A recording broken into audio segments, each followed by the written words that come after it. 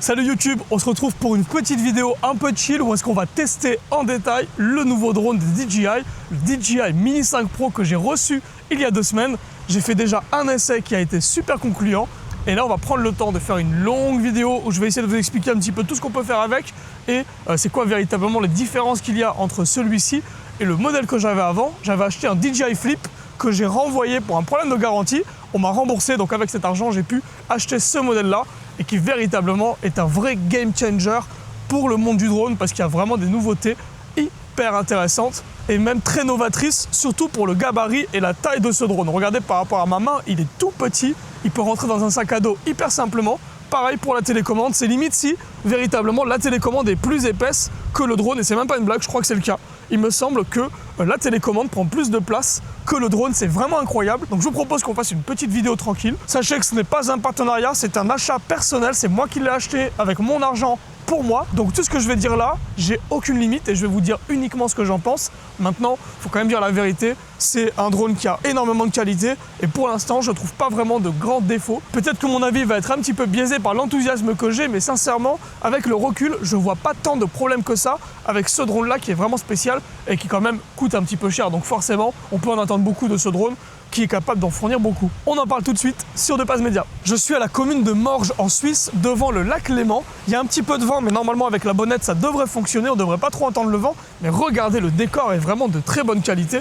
On a quelque chose de très très beau et normalement on devrait avoir des plans plutôt sympas avec ce drone. Alors regardez à quel point c'est tout petit, je vous le disais tout à l'heure, il est vraiment rikiki, il rentre complètement dans ma main, ça rentre dans un sac sans aucun problème. Vraiment la télécommande prend plus d'espace que le drone, c'est complètement dingue. Véritablement, j'en suis hyper content à ce niveau-là. Il est protégé par une petite coque en plastique qui se sert avec une lanière comme s'il y avait un espèce de petit sac à dos. Donc ça, c'est super pratique. La coque, elle peut pas s'en aller parce que vraiment, c'est serré très très fort avec ça.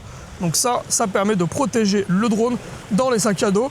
Puisqu'en fait, vous voyez, avec sa petite taille, on n'a pas forcément envie de prendre une sacoche énorme. Donc on veut le mettre dans un sac. Ça permet de le protéger bien comme il faut. Ce drone, il pèse 249 grammes, ça veut dire qu'il est en dessous des 250 grammes, donc c'est un drone de la catégorie C0. Ça permet de voler avec peu de restrictions, seulement les restrictions obligatoires qui sont les mêmes que sur l'ancienne vidéo que je vous ai fait sur le DJI Flip. En premier, on vérifie géoportail pour voir si on peut voler et à quelle hauteur. Ensuite, on vérifie s'il y a des arrêtés préfectoraux dans le lieu où est-ce qu'on vole.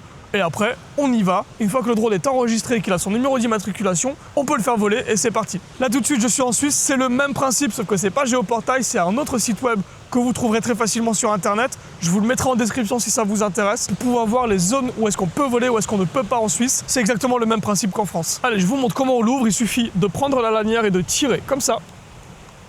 Voilà, ça s'enlève tout seul. Et puis ensuite, on peut enlever le plastique. Tac. Ça part tout seul. Je prends vraiment le temps de le faire parce que je tiens à ce drone, j'ai pas envie qu'il s'abîme, donc je prends vraiment le temps de le faire pour l'instant. Je pense qu'à un moment donné, j'aurais pris le coup de main, ça se fera plus facilement quand même. On peut voir quand même que le capteur est immense, c'est vraiment un énorme boîtier qui permet d'enregistrer des vraies images avec une vraiment bonne absorption de lumière, notamment en basse lumière. Je ne l'ai pas encore testé sur un coucher de soleil, mais à mon avis, c'est là qu'on verra la différence. En France, dans tous les cas, on ne peut pas voler la nuit. Donc ce drone-là, qui a quand même plein de capacités pour la nuit, finalement, je ne pourrais pas trop les exploiter puisqu'on ne peut pas voler la nuit en catégorie C0. Mais malgré tout, en coucher de soleil et en lever de soleil, je pense qu'on est capable de faire des trucs vraiment intéressants. J'ai acheté la version avec la télécommande sur laquelle on met le téléphone. Je suis en train de filmer avec mon téléphone, donc je vais devoir couper cette image. On va tout faire ensuite avec la petite caméra DJI Osmo Action 4.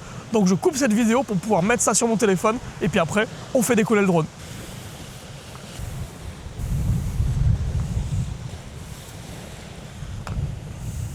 La première étape avec cette télécommande, c'est évidemment de mettre le smartphone à l'intérieur. Donc on va le faire. Voilà, on va faire attention de ne pas abîmer la coque, elle est toute nouvelle en plus. Et là, ça y est, c'est branché. Ensuite, on va visser les joysticks. Et à ce moment-là, on peut allumer la télécommande, nous rendre sur l'application DJI Fly. Et là, on va déplier le drone et le faire décoller. Pour l'instant, j'ai pas acheté de tapis de décollage. Donc, on va le faire décoller sur une zone qui est plane, sans avoir de tapis. Mais c'est mieux quand même d'avoir un tapis de décollage, surtout pour celui-ci. Avec le Flip, c'était pas compliqué parce qu'on pouvait le faire décoller depuis la main ou alors depuis le sol avec les protections d'hélice. Là, il faut vraiment trouver un espace qui est plat ou alors avoir un tapis. Allez, on le déplie. Tac. Tac. Et ensuite, les ailes du dessous. Et là, regardez, il est déplié. Ça y est, il n'y a plus rien à faire.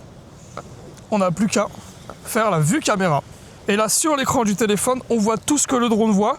Donc bah, c'est parti, on peut le faire décoller. Pour le faire décoller, rien de plus simple, on appuie sur ce bouton. Et puis après, ça décolle tout seul. Et là, ça y est, le drone y vole. Vous entendez, il n'y a aucun bruit. Juste le bruit de ma télécommande, je vais reculer un petit peu. Je vais le faire avancer, voilà, comme ça il fera moins de bruit. Là, il est juste là. Vous entendez, il n'y a aucun bruit, quoi. Il est hyper silencieux. C'est carrément dingue. Allez, on va se retourner. Là, vous voyez quand même pas mal de vent. On est à 17 km/h et le drone est vraiment très très stable. Regardez, il tient très bien tout seul. On va faire reculer un petit peu le drone.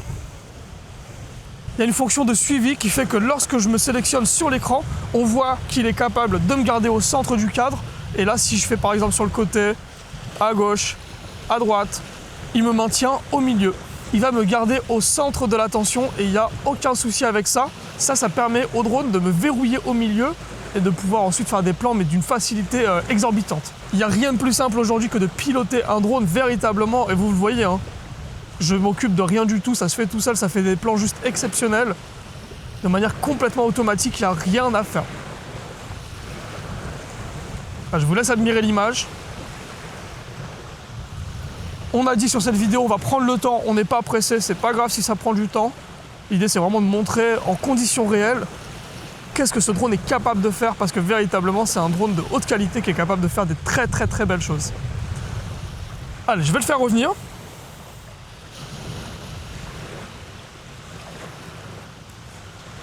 Et puis je vais vous montrer ce qui, moi, me fait kiffer le plus avec ce drone-là. Il y a vraiment une fonctionnalité qui est dingue, véritablement. Alors on va se mettre à cette hauteur-là, on va le faire avancer un peu. Voilà. On va utiliser un mode que j'aime beaucoup qui va retourner la nacelle pendant qu'il va voler. Donc pour ça, je dois couper la vidéo du drone. Ensuite, aller dans Quick Shot et mettre le mode tourner. On va se mettre en direction arrière. 180 degrés. Ouais, 180 degrés, vitesse normale. Et 28 km/h, la vitesse du vol. On va se mettre plutôt à 21 km/h. Tac. Ah ouais, je fais tous les paramétrages et après on va lancer le quick shot tout simplement, il n'y a rien à faire, c'est vraiment tout seul. 3, 2, 1. Et là regardez, hein, mes mains sont autour de la télécommande, je m'occupe de rien du tout et de lui-même il va reculer et tourner la nacelle en plein vol, c'est complètement incroyable. Véritablement, moi je trouve ça vraiment exceptionnel. Regardez l'image comme elle est belle, c'est vraiment super beau quoi. J'adore. Je suis complètement fan de ce drone. Allez, on va le faire revenir.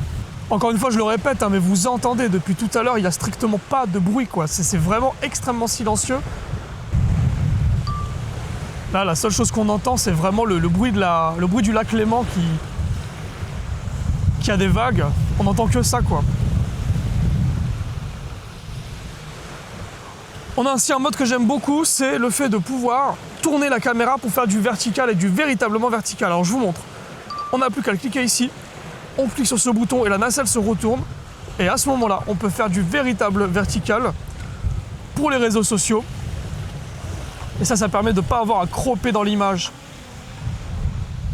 Et là, on a vraiment une image pour les réseaux sociaux qui fonctionne très bien et qui est d'une qualité 4K, tout simplement.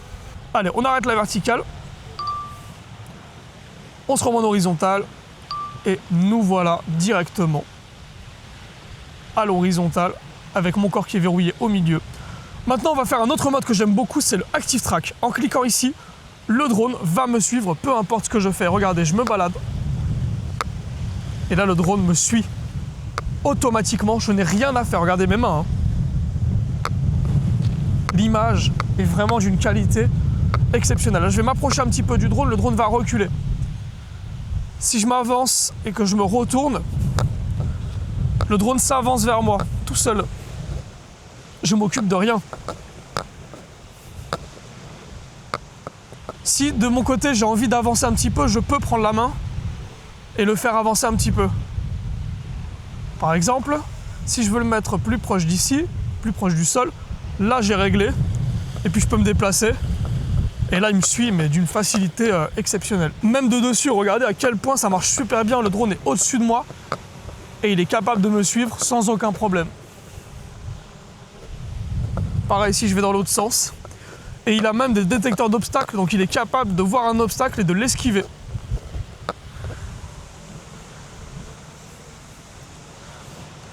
L'ActiveTrack, il fonctionne aussi sur les véhicules, sur les vélos, sur tout ce qui finalement est mobile. Donc ça, c'est super intéressant. Si par exemple vous êtes en montagne et que vous montez un col de montagne, le drone est en capacité de vous suivre pendant que vous conduisez. Et ça, c'est vraiment extrêmement intéressant, extrêmement pratique. Allez, on va se remettre en mode normal. Autre truc qui est vraiment hyper pratique sur ce drone spécifiquement, c'est que vu que ce drone a 50 millions de pixels sur son capteur, on peut filmer avec un x2 qui est numérique mais qui permet d'avoir une qualité un peu optique, un peu comme Apple. Et regardez, je viens de le faire ici, on est sur un semblant de téléobjectif, c'est pas un vrai téléobjectif, hein, mais l'image est quand même extrêmement potable et extrêmement bonne qualité. C'est la même technologie que les capteurs fusion qu'on a sur les iPhones. Regardez à quel point ça fonctionne bien. Je repasse en x1, donc là ça va reculer. Ok, et là si je repasse en x2, le moment du zoom n'est pas de bonne qualité, mais une fois qu'on est passé à l'autre, ça y est. Et là, on a vraiment une image qui est très exploitable et qui fonctionne super bien. Encore une fois, je vous le rappelle, vous entendez, il n'y a aucun bruit. On l'entend très peu et ça, c'est vraiment extrêmement appréciable. Là, je suis en vol depuis quelques temps et je suis toujours à 64% de batterie. Ça, c'est un grand point fort de ce drone. Il a vraiment une batterie qui est très bonne. Il est capable de voler une trentaine de minutes. J'ai pas le chiffre exact, mais là, en tout cas, on a la preuve. Hein, ça fonctionne super bien. Ça fait déjà plus de 10 minutes que je suis en train de voler. Et le résultat est très bon. Allez, je vais le repasser en x1. Bon, et après, on a toutes les fonctionnalités qu'il y a sur tous les drones, hein, que ce soit le retour au point de décollage, que ce soit les autres quickshots, comme le mode fusée ou alors le mode droney. Et ça fonctionne toujours très bien. Vous savez, les derniers drones DJI sont tous équipés des mêmes fonctionnalités sur les quickshots, mais celui-ci a vraiment plein de trucs en plus. C'est ce que je vous ai montré juste avant.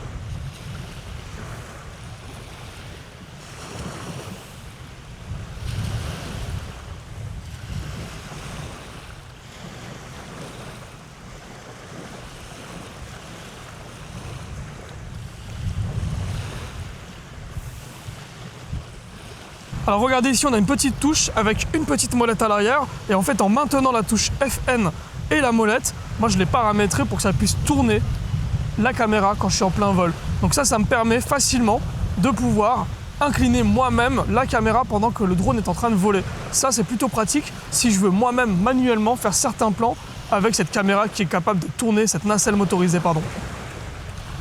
Allez, ce que je vous propose, c'est qu'on le fasse revenir parce que je vous ai montré l'essentiel. Il reste encore un petit peu de batterie, mais j'ai fait les plans que j'avais à faire. Alors, pour faire atterrir le drone, il y a deux solutions. Soit il y a un petit bouton ici qui permet de le faire revenir à son spot, soit en cliquant ici, il va atterrir tout seul. Ce que vous pouvez faire sinon, c'est vous mettre à proximité d'un sol. Donc là, moi, c'est ce que je vais faire. J'ai pas mon tapis ici parce que j'en ai pas acheté.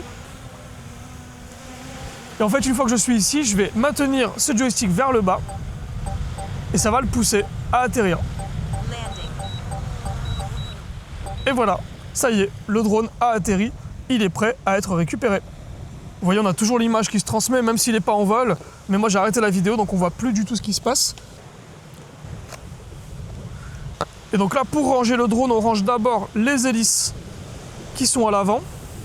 J'ai encore un petit peu de mal à bien replier ce drone parce que je ne suis pas habitué avec des hélices comme ça. Avant, j'avais un DJI Flip. Le DJI Flip,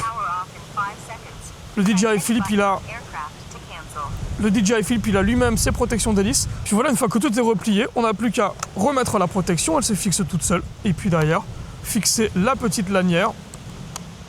Et voilà, ça y est, il est prêt à être rangé dans le sac à dos. Ce drone est disponible à 799 €. Donc c'est quand même un sacré prix, mais en même temps, avec un drone comme ça, là on est clairement sur quelque chose qui est durable. Avec ce modèle, DJI pose les normes de ce qui se fait de mieux aujourd'hui en 2025 pour un poids aussi bas. On est quand même sur un drone qui pèse moins de 250 grammes. C'est tellement peu pour toutes les capacités qu'il est capable de fournir. Donc véritablement, je trouve que c'est un super achat. Maintenant, quand même, ça coûte cher. Donc il faut le réfléchir, est-ce que ça vaut le coup? Sachant que désormais, sur le site de DJI, on peut trouver le Mini 4 Pro autour de 620 €. Ça coûte 200 € de plus de prendre celui-ci. Est-ce que ça les vaut? C'est à vous d'en décider. Pour ma part, je trouve que ça vaut le coup de le mettre si votre drone, vous avez prévu de le garder pendant plusieurs années et que vous voulez avoir de la longévité sur le temps à venir. Maintenant, le DJI Mini 4 Pro, il est aussi dans ce cas-là. Il a une qualité d'image qui est très très bonne. C'était la même que ce que j'avais sur le DJI Flip, sauf que sur le Mini 4 Pro, on peut retourner la nacelle pour faire du vrai vertical. On a les capteurs de proximité qui permettent d'éviter tous les obstacles. Il n'y a pas ça sur le DJI Flip. Donc aujourd'hui, si on compare la gamme des drones DJI qui ont une caméra vraiment exceptionnelle, on a le Flip autour de 400 €, le DJI Mini 4 Pro autour de 600 € et celui-ci autour de 800 €. Encore une fois, je parle que de la gamme C0. Maintenant, voilà, j'ai pas grand chose à dire de négatif sur ce drone. Vous savez que moi, je suis plutôt critique sur ce que je teste et sur les produits que j'essaye. Là, vraiment, je n'ai rien à dire, quoi. Je n'ai absolument rien à dire pour l'instant. Ça fait 3 semaines que je m'en sers, donc ça fait quand même pas très longtemps. Mais malgré tout, sur 3 semaines, j'en ai eu aucun problème, que ce soit avec la télécommande, avec la nacelle, avec le drone, avec l'enregistrement de fichiers. Donc pour moi, j'ai rien à dire, je peux que vous le recommander les yeux fermés. J'espère que cette longue vidéo sur le DJI Mini 5 Pro vous a plu. Encore une fois, je vous le répète, je suis pas un professionnel de la photo, je suis juste un kiffeur qui kiffe le drone et j'aime bien m'amuser avec le matériel informatique que j'achète et pouvoir vous présenter des vidéos à ce sujet-là. Donc n'hésitez surtout pas à vous abonner, parce que si vous vous abonnez, ça permettra de faire grandir la chaîne et puis d'avoir derrière des opportunités peut-être plus grandes pour tester du matériel ou pour produire de meilleures vidéos. Là, j'ai un nouveau projet d'acheter une nouvelle caméra pour pouvoir filmer mon iPhone pour faire des vidéos lorsque je parle de cet iPhone. Le problème aujourd'hui, c'est que j'utilise que la DJI pour filmer autre chose qu'avec l'iPhone. Sauf que la DJI, vous savez, c'est un grand angle, donc je peux pas vraiment zoomer dans l'image sans perdre en qualité, etc. Pour ça que là, j'envisage une autre caméra pour pouvoir filmer les vidéos où je parle de l'iPhone. Donc n'hésitez pas à vous abonner pour que derrière, je puisse peut-être avoir des opportunités de m'en acheter une et vous faire du contenu qui sera certainement de meilleure qualité. N'hésitez pas à me suivre sur Instagram, sur TikTok, c'est Depaz Média le compte. Et sinon, on se retrouve très vite sur cette chaîne YouTube. Salut tout le monde!